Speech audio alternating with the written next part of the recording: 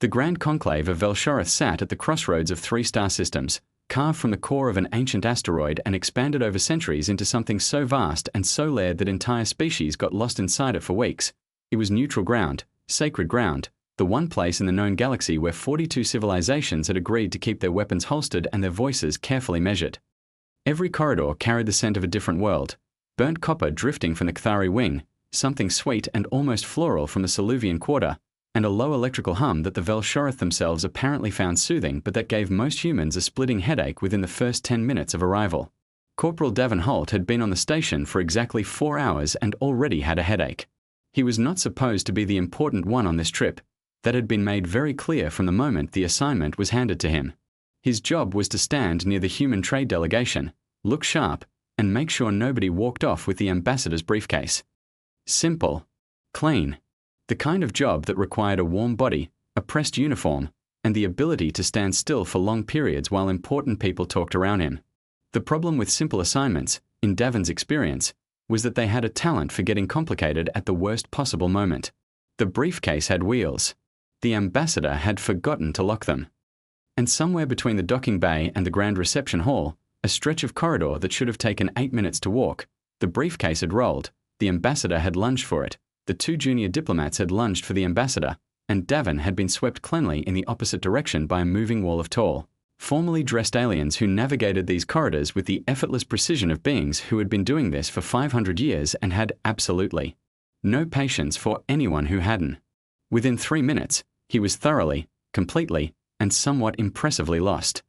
He tried 2 lefts and a right, found himself in a corridor full of what appeared to be ceremonial plants that were definitely watching him, backed out carefully, tried a different route, and eventually pushed through a set of tall arched doors simply because they were the only doors he could find and his boots were starting to pinch.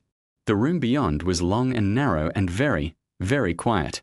Silver panels lined the walls, catching light and redistributing it in soft angles. The floor was some kind of dark stone, polished smooth enough to reflect the ceiling. Guards stood at precise intervals, tall, silver-armored beings with the pale grey skin and sharp, elegant features of the Thyronai people, each one perfectly motionless, each one staring at Devon with an expression he could only describe as system error. None of them spoke. None of them moved.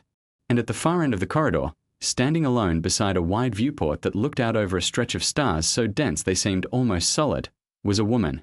She was tall the way all Thyronai were tall, unhurried about it, built like someone who had never once had to reach for a shelf. Her skin was a deep and steady violet, her hair silver white and arranged in some kind of architectural construction that probably had a name and a cultural significance Devon would spend the rest of his life not understanding. Her gown moved slowly even though the air in the room was still, and it caught the starlight from the viewport and held it the way water holds color. She was holding a thin glass of something blue and luminous in one hand, and she was staring out at the stars with the tight, controlled expression of someone carrying something very heavy and refusing to let it show. Devon knew that expression. He had seen it on his older sister the morning of her wedding, on his commanding officer the night before a difficult operation, on every person who had ever been handed more than was fair and told to look fine while managing it. It was the face of someone who needed 5 minutes to be a person instead of a title. He walked over. Behind him, the sound that rippled through the guards was something extraordinary, a sharp, collective intake of breath, like a room full of people watching someone step off a ledge, followed by an absolute and paralyzed silence, because no one had protocol for this, because there was no protocol for this, because nothing like this had ever happened in the 500-year history of this corridor. The Royal Private Hall of the Thyronai delegation did not appear on public maps. It required specific clearance at 3 separate checkpoints, and even then, only beings of verified senior diplomatic rank with pre-approved purposes were permitted within 20 feet of its entrance. Devon had walked through the door because it was the only door available. He stopped at a comfortable distance, close enough to talk, far enough to give her space, tilted his head the way he always did when he was genuinely checking on someone, and said the thing he would later be told had caused for Thyronai court officials to require medical attention when they reviewed the security footage. "Hey, sweetie, you look like you could use some air. You okay?" The silence after that was not just a silence, it was a monument to itself. One guard made a sound like a machine trying to restart. Another grabbed the wall behind him with both hands. A small attendant near the entrance door dropped her data tablet, and it hit the stone floor with a sound like a struck bell, and no one picked it up because no one in that room was able to perform a voluntary action at this specific moment in time. Princess Assyrial Vas Thyron, 32nd heir to the Thyronai throne, commander of the Silver Choir, holder of 6 formal titles that each required their own introductory clause, fluent in 9 galactic languages and trained since childhood in the precise social and political weight of every syllable spoken in formal company, turned and looked at the human. He was shorter than expected. He had dark, easy eyes and an open posture and the specific expression of someone who had arrived somewhere entirely by accident and was too comfortable in his own skin to find that embarrassing. And he was still waiting for her answer. Not performing. Not calculating. Not reading the room for advantage or political angle. He had asked a question and he was waiting, with the kind of genuine, uncomplicated patience that Assyrial had not encountered in any diplomatic interaction in her entire life, for her to simply answer it. She had been briefed on humans before the conclave. Every delegation had been briefed, because humanity was new and strange and the galaxy had decided to watch them carefully. The briefing document had described humans as emotionally impulsive, socially unpredictable, and prone to informal communication in formal environments. The briefing had not covered this specific quality, this complete and total absence of calculation in a single person's eyes. She opened her mouth to deliver a measured and dignified response. What came out was, yes, I think, no, I am not entirely certain. And then, without permission, without precedent, without any explanation she could reach for in the moment, her cheeks flushed. Not a social warmth, not the polite color that sometimes accompanied a well-received compliment. This was the deep, involuntary, luminous violet bloom that rose in the skin of a Thyronai when something happened that the soul recognized before the mind had a chance to form an opinion about it. Her handmaiden across the room went very still and pressed both hands carefully over her mouth. The senior guard appeared to have forgotten how to blink. Davin looked at her cheeks, looked at her face, and said, with genuine, straightforward concern, "You're looking a little purple there. You sure you're not running a fever?" And Assyrial Vas Thyron laughed. It was small and startled and over almost immediately, pulled back behind 500 years of royal training and the muscle memory of composed features, but it had happened. Every person in that corridor had heard it, and not one of them would ever forget it, not for the rest of their very long lives. The wrong human had walked through the wrong door at exactly the right moment, and the galaxy, though it didn't know it yet, had just changed. The order came from Princess Assyrial herself, delivered through her senior attendant in the precise, formal language of Thyronai court correspondence, and it arrived at the human delegation's temporary quarters at the conclave like something that had been thrown through the window. The princess wished the human, specifically Corporal Davin Holt, to be made available for informal conversation during the following day's unscheduled hours. Ambassador Reese read the message 3 times, then a 4th time in case the translation software had failed her. Then she walked to where Davin was sitting on his bunk, eating a protein bar with the relaxed posture of a man who had not yet been told that he had become an interstellar incident, and she stared at him for a long and quiet moment. "What exactly did you do?" she asked. "Talk to someone," said Davin. "Who?" "Lady in a hallway. She looked stressed. I asked if she was okay." Ambassador Reese sat down slowly on the opposite bunk. "Davin," she said, "that lady was Princess Assyrial Vas Thyron, heir to the Thyronai Empire, one of the 5 most politically significant beings currently on this station, and you walked into her private royal corridor without clearance, without a greeting protocol, without any form of prior authorization, and you called her sweetie." Davin considered this. "Is that a problem?" "We don't know yet," said Ambassador Reese, which was somehow the most unsettling answer she could have chosen. She assigned him a diplomatic escort and a crash course in Thyronai greeting protocols that lasted 4 hours and that Davin retained approximately none of, and the following morning he was walked to the neutral lounge on level 7 where the princess was waiting with 2 attendants, a senior guard, and an expression of composed and careful curiosity. Davin walked in, looked at her, and said, "Hey, you're looking better today. Less purple." The 2 attendants exchanged a glance that could have meant almost anything. Assyrial tilted her head, a gesture that in Thyronai culture signaled either deep consideration or deep offense, and even her own advisors were not always certain which, and then she said, very carefully, "I am told that your greeting yesterday was informal even by human standards." "Probably," Davin agreed, dropping into the nearest seat with the ease of someone who had never once considered whether he had the rank to sit before being invited. "I just said what I saw. You look like you needed someone to check in." She stuttered him. "And you did not know who I was?" "No idea." "And if you had known?" He thought about it for a genuine moment. probably would have said the same thing. You still would have looked stressed. A silence followed. Then Assyriel sat across from him with the careful deliberateness of someone making a decision they were going to have to explain later, and she said, "Tell me something about humans." And Davin, because he was exactly who he appeared to be, said, "What do you want to know?" What followed over the next 3 days was something that no diplomat, cultural researcher, or xenoanthropologist at the conclave could have designed or predicted, because it wasn't designed. It was simply two people talking. Davin told her about Earth. Not the formal kind of Earth that appeared in Humanities Observer applications, not the statistics and the political structures and the carefully assembled profile of a species presenting its best self to the galaxy, but the actual, ordinary, complicated Earth.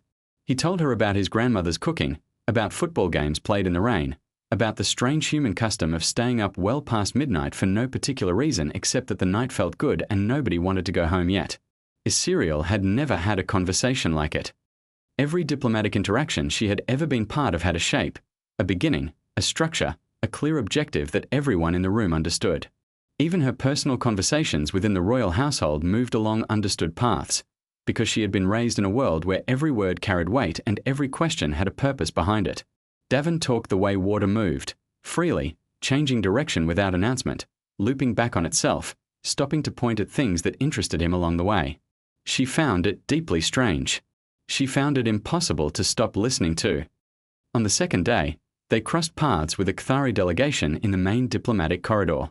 The Kthari were large, larger than most species at the conclave, grey-scaled, heavy-jawed, and possessed of a cultural tradition that involved almost no smiling and absolutely no casual conversation with beings they had not formally acknowledged as worthy of their time.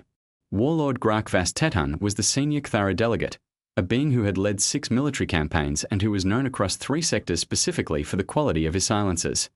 He moved through corridors the way storm fronts moved across plains, with weight and direction and the distinct impression that things would be wise to get out of the way. Davin looked up at him, up being very much the operative word, given the height difference, and said with a friendly tilt of his head, "Hey, big guy, are these corridors getting narrower or are you just really wide?" Every human diplomat within earshot stopped breathing. Warlord Grak stared down at Davin for a long, absolutely airless moment.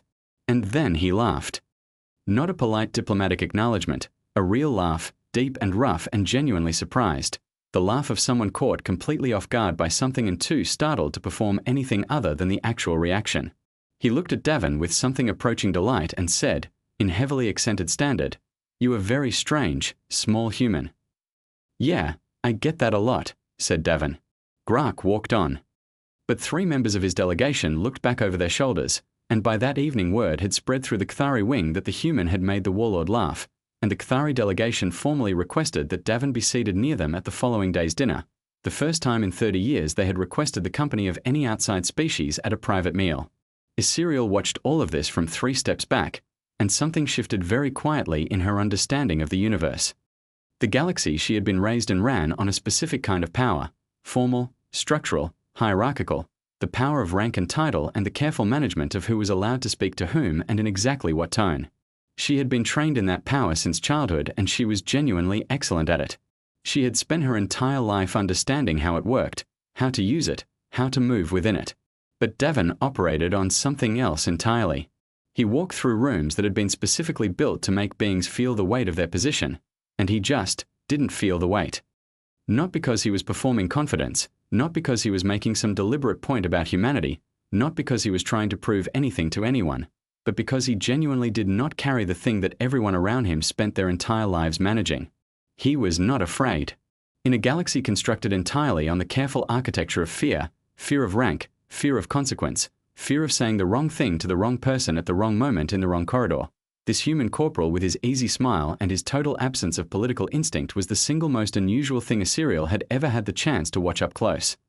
And she had been watching very closely. On the 3rd afternoon, they sat together on the observation deck and watched a cargo freighter drift slowly past the viewport, and Davin told her about a road trip he had taken with 3 friends when he was 20, a story that had no political significance whatsoever and no conclusion that would have satisfied any diplomat, and Assyriel laughed twice, both times catching herself half a second too late. Her handmaiden, who had accompanied her that day and was sitting at a careful distance with a datapad she was pretending to read, noted the laughs in her personal record with a small and private smile. That evening, in the quiet of her private chamber, Serial sat at her writing desk for a long time and did not write anything. The thoughts she was having did not have the right shape for writing. They were too soft and too honest and too new. She had tried 3 times to organize them into something she could examine clearly, and all 3 times they had refused to organize. Her handmaiden, who had served her for 11 years and knew every quality of her silences, sat in the chair near the door and said nothing. And the deep violet that rose quietly in Serial's cheeks in that warm, still moment was not something that either of them mentioned out loud, but it was not something either of them forgot. It started, as most political problems at the conclave did, with a document. Ambassador Krex of the Velshoreth Oversight Council was a tall, thin being with pale gold eyes and the particular kind of patience that comes from 4 decades in interstellar diplomacy, the patience of someone who had learned that the correct response to almost any situation was to wait and see, because the galaxy had a reliable habit of solving its own small problems before they became large ones. The human, however, was becoming a large one with considerable speed. The formal complaint filed by Krex's office was 3 pages long, translated into standard from the original Velshoreth, and it listed 9 specific violations committed by Corporal Davin Holt of the Human Observer Delegation in the space of 72 hours. Violation 1. Unauthorized entry into a restricted royal corridor. Violation 2. Addressing a member of foreign royalty without completing mandatory greeting protocols. Violation 3. Informal physical contact, specifically, a friendly pat on the shoulder given to said royal, which Davin had apparently done on the second morning when Serial had looked tense again, because that was simply the thing he did when people looked tense and he liked them. Violation 4. Informal address of a senior Kthari military official in a formal corridor. Violations 5 through 9 were variations on a theme, essentially, Davin existing in formal spaces and behaving like himself. Ambassador Reese read through the document twice, asked for an hour, then asked for a second hour. By the end of the 3rd hour, she had prepared a formal response and sent a short message to Davin that read simply, "Please stop being yourself for the next 48 hours. Davin sent back, "I'll try, but I make no promises." The formal hearing before the Observer Council was scheduled for the following morning, and Reese walked in prepared for a difficult session, ready to apologize, to mitigate, to do the careful diplomatic work of making the situation smaller than it had become. What she was not prepared for was the counter-documentation that had arrived overnight on the Council's desk from 6 different delegations. The Kthari delegation formally requested that Corporal Holt be assigned as a permanent liaison to their sessions, something no delegation had ever requested of any human, because the concept of voluntarily seeking extended time with a human representative had simply not occurred to anyone at the conclave before this week. The Soluvian Merchant Council sent a personal note from their queen, indicating that she found the human's company unexpectedly refreshing and wished to arrange a formal walk with him through the trade corridor, a walk that was, in Soluvian culture, one of the highest forms of public endorsement one being could offer another. 3 smaller delegations submitted notices of interest, indicating that they were following the human's movements with growing curiosity and wished to be included in any future interactions that might be arranged. Ambassador Krex read through all of this documentation with the careful expression of a being whose neatly constructed problem had just rearranged itself into something he did not have a category for. The hearing proceeded. The violations were acknowledged. Davin sat in the visitors' gallery in his dress uniform, hands folded, looking genuinely interested in the proceedings the way a person looks interested in a documentary about something that has nothing directly to do with them. When Krex read through the list of infractions, Davin nodded along in quiet agreement, as if confirming that yes, these were all things that had happened. The Council voted to issue a formal caution and restrict the human delegation's access to certain corridors for the remainder of the conclave.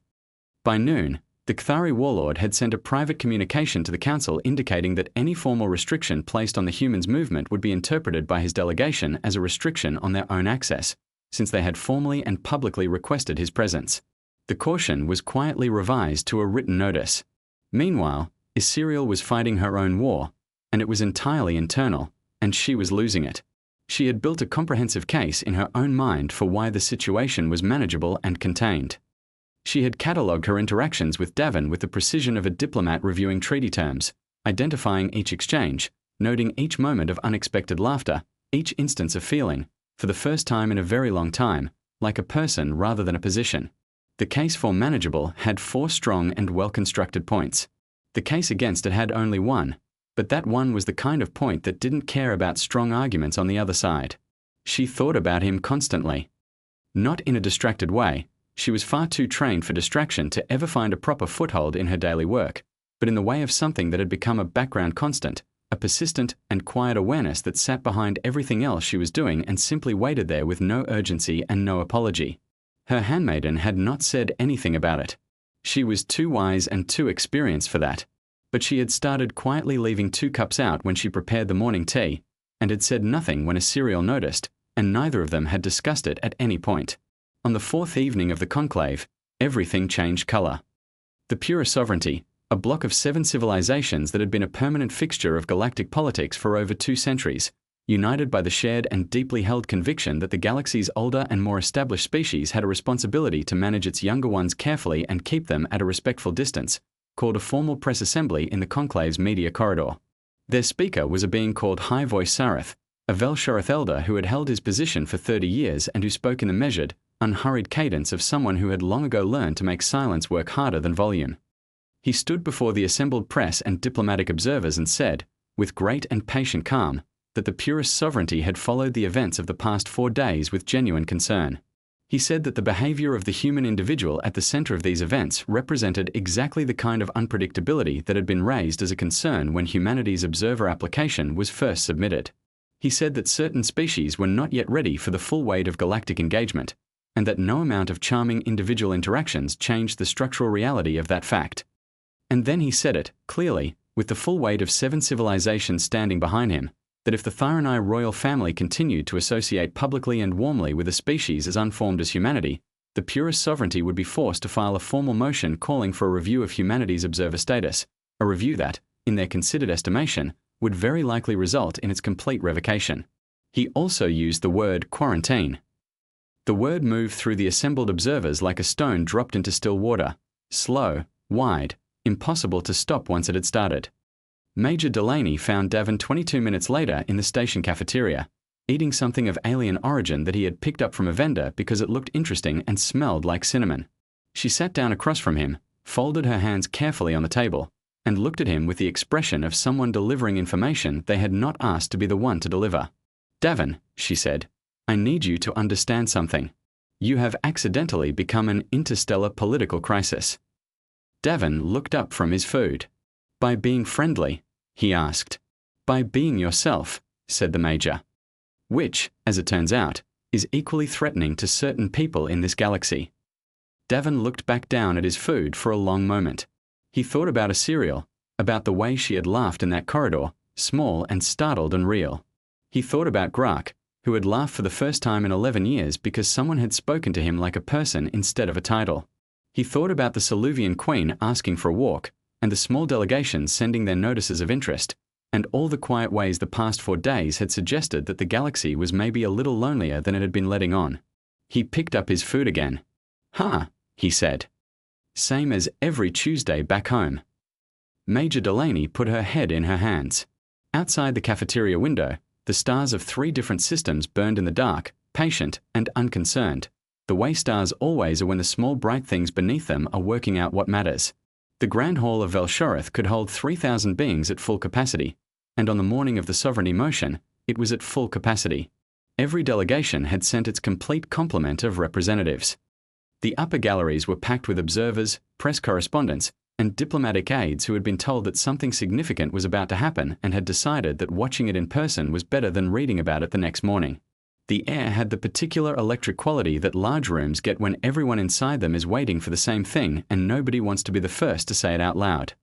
The human delegation sat in the observer section, a curved row of seats near the back left of the main floor, separated from the primary delegations by a low barrier that was symbolic rather than structural, a polite architectural reminder of their status as guests rather than full members of the assembly.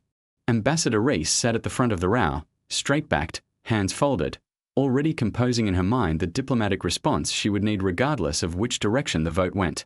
Davin was not there.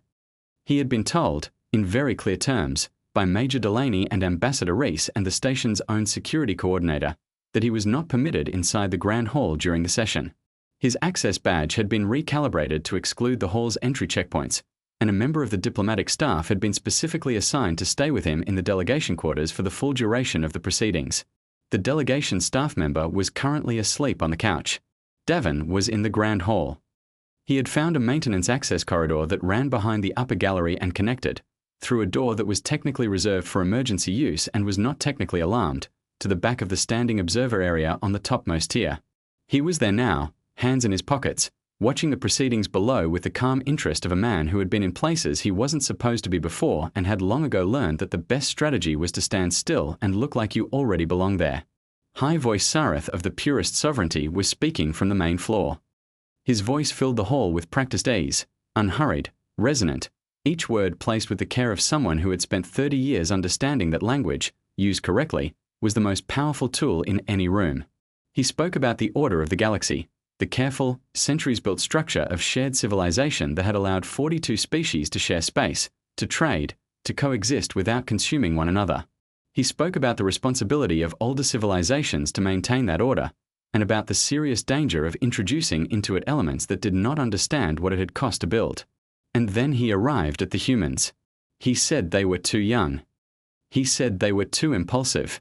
He said they were, by every measurable galactic standard, primitive, and he delivered that word without cruelty, with the smooth and practiced warmth of someone who believed that condescension was still a form of kindness when it was delivered gently enough. He said that a species which had only recently discovered faster-than-light travel, that communicated in informal and unpredictable ways, that appeared entirely unequipped to navigate the social and diplomatic architecture of the galactic community, was simply not a species that could be trusted with the access and exposure that observer status provided.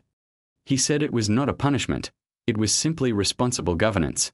Up in the back gallery, Davin started laughing. Not quietly. Not a small breath of amusement hidden politely behind a closed fist, an actual, out-loud, fully committed laugh. The laugh of someone who had just heard something so precisely and perfectly backwards that the only honest response was to find it funny. 3,000 beings turned and looked up at the gallery. Sareth stopped speaking. In the observer section far below, Ambassador Reese pressed both hands flat on the desk in front of her and stared at the ceiling with the expression of a person experiencing a very specific kind of spiritual moment. Davin leaned forward on the gallery railing and called down into the hall, easy, warm, not performing a single thing. Brother, I have to be completely honest with you. That is genuinely the nicest thing anyone has ever said about us. The hall held its breath. Then Davin continued, and his voice carried the way voices do when a room has gone completely silent to receive them. Emotionally impulsive, unpredictable, don't know the rules. Yeah, that's fair. All of that is fair. But here's the thing. We've been that way the whole time. And the Kthari warlord laughed for the first time in 11 years. And the Soluvian queen asked someone she'd never met to walk with her. And people who hadn't connected with anyone in a very long time connected, because someone came in here and just talked to them like they were people and not positions. If being primitive means being the thing that reminds everyone else what it feels like to just be a person for 5 minutes, I will take that every single time. A very long silence followed, the kind of silence that means a room is thinking rather than just waiting. Then a voice rose from the main floor. It was precise and clear, and it carried the full natural authority of 500 years of royal standing behind every word, not because it was loud, but because it was completely certain of itself. Princess Assyriel Vast Thyron had stood up. She had broken 14 separate protocols by doing so without prior recognition from a chair. She knew this.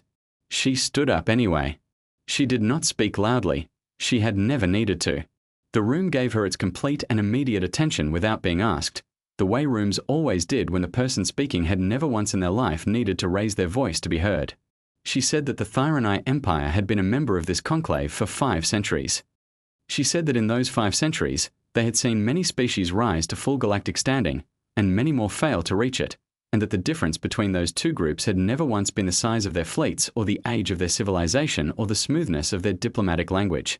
She said the difference had always been this: whether or not a species could look at a complete stranger and see someone worth talking to. She said that a species which sent an unarmed corporal into the galaxy's most formal diplomatic space and had him ask a stranger if she was okay, with no agenda, no calculation, no political objective of any kind, was a species that had not forgotten something the rest of the assembled galaxy had been quietly losing track of for a very long time. She paused, and the hall stayed with her. She said that in her personal view and the formal view of the Thyronai throne, that was not a reason to close the door on humanity. It was the only reason that truly mattered for keeping it open. The motion was called to a vote.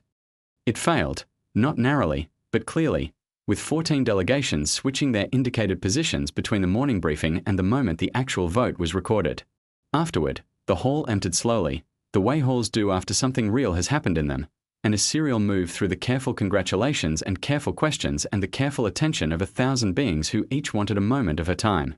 She answered everything with grace and patience and the composed steadiness of someone who had been trained for exactly this kind of moment. But she was also looking for someone. She found the eastern observation deck after 20 minutes of careful navigation through thinning crowds, a wide room with a single long viewport and a view of the densest starfield on the station's eastern side, the same viewport she had been standing at alone 4 days ago when a human had walked in and changed the direction of things. Davin was already there. He was leaning against the wall beside the viewport, looking out at the stars with his hands in his pockets and the quiet expression of someone who had said what he came to say and was now simply glad to be standing somewhere peaceful. She moved to stand beside him. For a while neither of them spoke, which was unusual for him, and came naturally to her, and together it made a comfortable kind of silence that surprised her. Then she said, "I owe you an explanation." "You don't owe me anything," he said. "The flush," she said, because she had decided to say it plainly, without dressing it up or finding a softer way around it. In Thyronite culture, the violet color, it is not a social response. It is not something we choose or perform. It appears when the body recognizes something that the mind has not yet had time to put a name to, something that changes the shape of what comes next. She looked out at the stars. "It has happened to me exactly once," she said. The silence that followed was the warm and easy kind, the kind that only exists between two people who are both in the same place about something and are taking a moment to let that be real. Davin turned and looked at her with his easy eyes and his unhurried smile, the same smile he had given her in the corridor when she had asked if he knew who she was and he had said no and hadn't seemed bothered by it at all. "Well then, darling," he said quietly, "I'd say we've got a lot to talk about." And for the second time, deep and luminous and completely involuntary, her cheeks glowed violet. She didn't reach for an explanation. She didn't try to organize it into something she could examine from a distance. She just let it be what it was, which was, she was beginning to understand, the most human thing she had ever done. The closing ceremonies of the Grand Conclave of Velshoreth were traditionally a quiet affair. Not silent, 42 civilizations sharing a single enormous room produced a constant low current of sound even at their most restrained, but quiet in the way that things go quiet after something real has moved through them, the particular calm that settles when everyone in a space is still turning the same thought over and hasn't yet decided what to say about it. What everyone was turning over was humanity. More specifically, what everyone was quietly thinking about was one human, a low-ranking military escort who had walked into the galaxy's most formal diplomatic space and treated it like a neighborhood he had lived in all his life, and what exactly that meant for the shape of things going forward. The formal motion to upgrade humanity from observer status to candidate membership was submitted on the third morning of the closing proceedings. It was a motion that, under normal circumstances, required a minimum of 300 years of active galactic engagement, 2 formally documented diplomatic achievements of major significance, and a unanimous recommendation from at least 30 member civilizations. The motion was submitted not by the human delegation, who were honestly still too stunned by the previous 4 days to have put something like this together in time, but by the Soluvian Merchant Council, co-signed by 4 other delegations, and accompanied by a formal supporting statement that ran to 6 carefully argued pages. Ambassador Reese read the document and had to sit down. She read it a second time and stayed sitting. Davin was informed of the motion while eating breakfast and said, good for us, and went back to his food with the easy contentment of a person who had not yet fully measured the scale of what had just shifted. The debate on the motion was scheduled for 2 hours. It ran for 5, because 15 delegations submitted speaking requests and not one of them was brief. The most significant moment came from a direction no one had predicted. Warlord Grak Vast Tetun of the Kthari had not submitted a speaking request. The Kthari, as a long-standing rule, did not make speeches at conclave sessions. They filed their positions in writing and let the document do the speaking, because standing before an assembly and making a case out loud was, in Kthari culture, something you did only when you had failed to make the point clearly enough in advance. But Grak stood up anyway. He stood without requesting the floor, and the chamber gave it to him immediately, because that was simply what the chamber did when Grak Vast Tetun decided to stand. He was quiet for a moment after rising, which in Kthari communication was the equivalent of a very long and deliberate opening statement. Then he said, "The human made me laugh." The room held very still. "I had not laughed in 11 years," he continued, with the directness of a being who had never in his life learned to dress a statement up in softer clothes. Not because nothing was funny, but because every room in this conclave is a room where you are being watched, where every word and gesture is noted and measured and filed and used later by someone. The human walked in and he was just there, just a person, not performing anything for anyone, not calculating his position. And I laughed because I had forgotten what it felt like to stand in a room with someone who was entirely themselves without any cost to it. He paused, and the hall paused with him. I believe, he said, that any species still capable of that is already more civilized than most of us currently in this room. He looked once around the assembled delegations. I support the motion. He sat down. 2 senators from opposing civilizations that had not agreed on a single point of order in 40 years both began applauding at the same moment, realized simultaneously what they were doing, looked across the floor at each other, and kept going. The motion passed. Humanity's path to full membership would still require years of process.